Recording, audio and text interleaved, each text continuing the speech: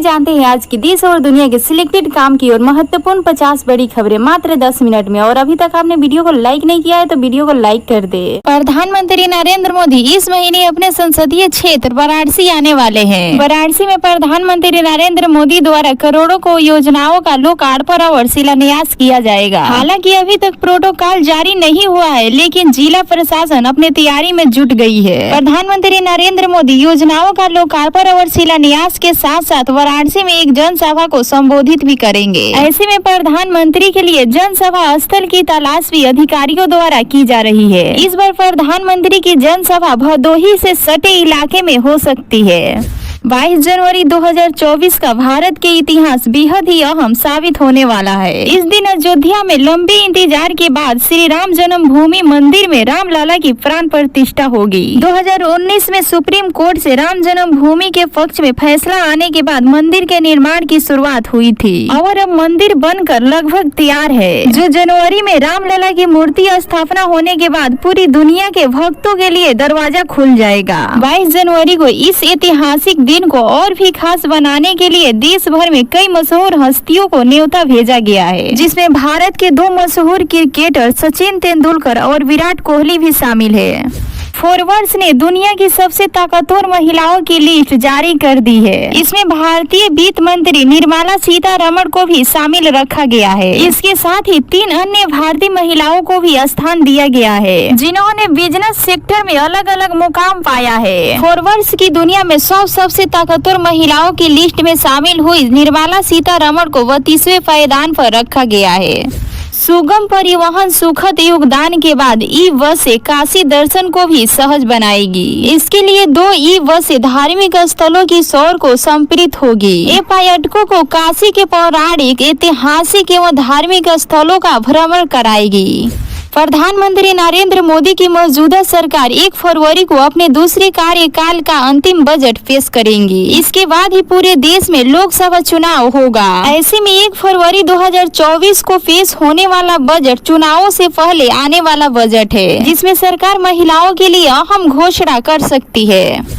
युवाओं को रोजगार मुहैया कराने के लिए यूपी सरकार लगातार कई कल्याणकारी योजनाओं का घोषणा कर रही है, ताकि युवा खुद व्यवसाय शुरू कर सके या फिर खेती किसानी का लाभ उठा सके। इसी क्रम में सीएम ने प्रदेश में शिक्षित बेरोजगार युवाओं को उनके पैर पर खड़ा करने के लिए यूपी मुख्यमंत्री युवा बेरोजगार योजना की शुरुआत की है, जिसमें बेरोजगार युवाओं को 25 लाख दे रही है योगी सरकार। बिहार में सर्दी का मौसम शुरू होने के साथ ही सब्जियों के दाम उतरने लगे हैं। पिछले माह की तुलना में सब्जियों के दाम में गिरावट देखने को मिल रहा है। सब्जी उत्पादन किसान लंबी दूरी तय कर सब्जियों को बिक्री करने के लिए मंडी पहुंच रहे हैं, लेकिन दामों में गिरावट आने से उनका खर्च नहीं निकल पा रहा है। क्षेत्र में किसानों ने इस बार बड़ी मात्रा में सब्जी का उत्पादन किया है। रसोई गैस की सब्सिडी प्राप्त करने के लिए अब ई-KYC को जरूरी कर दिया है। इसके लिए सभी गैस उपभोक्ताओं को अपनी गैस की आपूर्ति से संबंधित एजेंसी में जाकर ई-KYC कराने का निर्देश दिया गया है, अन्यथा उसकी सब्सिडी बंद हो सकती है। ई-KYC का यह काम गैस एजेंसी के कार्यालय में सुबह 10 बजे से शाम 5 बजे तक करवा सकते हैं। ई-KYC को सरकार के निर्देश पर बीती 25 नवम्बर से शुरू किया गया था और आगामी 31 दिसम्बर तक यह जारी रहेगा। ध्यान रहे कि अगर आपको गैस सब्सिडी लेनी है तो 31 दिसंबर तक ई-KYC जरूर करवा ले। मध्य प्रदेश के मुख्यमंत्री शिवराज सिंह चौहान ने लाडली बहन योजना को लेकर कहा कि मेरी लाडली बहनों शत शत प्रणाम। आपने जो स्नेह प्रेम दिया वह अद्भुत है। बहनों, मैं आपका आभारी हूँ। भाई बहन का यह पवित्र रिश्ता एक दूसरे के प्रति कर्तव्य का भान कराता है। आपके भाई की सदैव यही कोशिश रहेगी कि आपकी जिंदगी में कोई कठिनाई या कांटे नहीं आए। बहनों, फिर से 10 तारीख आ रही है। लाडली बहन योजना की राशि फिर से आपके खाते में डाली जाएगी। सीएम शिवराज सिंह चौहान ने ट्वीट कर यह जानकारी साझा की है।